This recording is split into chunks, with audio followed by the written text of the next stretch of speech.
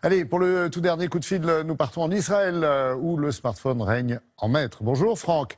L'État hébreu est un champion en matière de nouvelles technologies, mais sa grande spécialité, c'est la création d'applications, et certaines permettent même, dit-on, de sauver des vies. Oui, Israël, effectivement, bonjour Laurent, est le deuxième pays du monde où l'usage du smartphone est le plus répandu, derrière la Corée du Sud, mais bien devant la France par exemple. Et ça n'est pas une surprise tant le pays a fait de la haute technologie l'un de ses secteurs économiques préférentiels. Des milliers de start-up conçoivent ici les applications que vous retrouverez demain sur votre téléphone portable, notamment en matière de sécurité. Alors il y a bien sûr les applications anti-roquettes dont on a malheureusement encore beaucoup parlé cette semaine, mais il y a aussi les applications qui vont vous permettre de prodiguer les premiers soins lorsque vous êtes témoin d'un accident de la route par exemple, comme vous allez le voir dans ce sujet préparé pour vous par Maxime Pérez et Offset Nalbandian. Dans un pays en état d'alerte quasi permanent, voilà à quoi ressemble la centrale d'appel nationale du Magen David Adom, la principale organisation de secouristes en Israël. Des dizaines d'opérateurs s'y relayent jour et nuit, 7 jours sur 7, et répondent dans toutes les langues, même en français. D'accord. Quel âge? 80. C'est un monsieur ou c'est une dame? Le plus souvent, des gens appellent après un malaise ou parce qu'ils sont témoins d'un accident, voire d'un attentat. Mais la nouveauté, c'est de pouvoir le faire via une application mobile.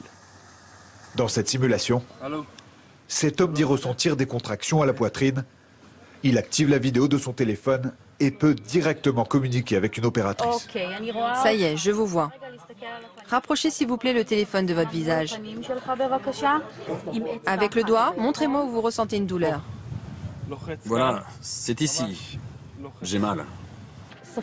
En quelques clics, la jeune femme alerte les équipes de secours. Elle a aussi immédiatement accès au dossier médical de son interlocuteur, que celui-ci a transmis en téléchargeant l'application. J'ai non seulement son emplacement exact, mais également tous les renseignements sur ses antécédents médicaux. Une ambulance est déjà en route. Grâce au signal GPS émis par le téléphone de cet homme, les secouristes savent exactement où se rendre. Il ne leur faut que quelques minutes pour intervenir et évaluer son état. Monsieur, respirez fort s'il vous plaît. Très vite, ils sont en mesure d'effectuer un électrocardiogramme et là aussi, leur smartphone va permettre de gagner un temps précieux. On a nos résultats de l'électrocardiogramme sur notre moniteur. Je vais regarder sur l'application et je vais parler avec le cardiologue qui sera en ligne et ça nous permettra ainsi d'avoir les résultats à l'hôpital pour avoir un secours plus rapide. Un infarctus a été diagnostiqué. Le malade est immédiatement transféré vers l'hôpital le plus proche, où des médecins attendent déjà son arrivée. Des appels urgents, la centrale du Magen David Adom en traite près de 6000 par jour. Ici, c'est un père de famille désemparé qui est en ligne. Son fils a fait une chute de plusieurs mètres. Vous allez suivre mes instructions. Laissez-moi juste télécharger la photo que vous m'avez envoyée. Vous pouvez lui retirer délicatement sa chemise. Est-ce que son bras est tordu? Avec l'application, j'ai une idée plus précise de la situation. Et je peux donner quelques conseils avant l'arrivée de l'ambulance. Mais il a fallu d'abord rassurer ce monsieur.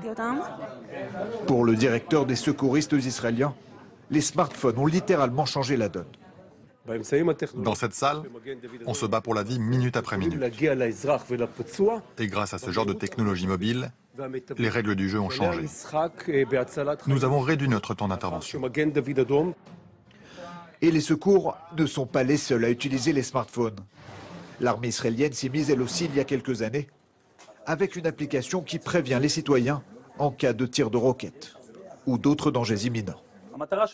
Nos alertes ne concernent pas que les tirs de missiles, bien qu'il s'agisse de la menace la plus importante. Elles s'appliquent aussi aux tremblements de terre, aux tsunamis et même aux grands incendies. L'alerte est instantanée. Un temps précieux pour permettre à la population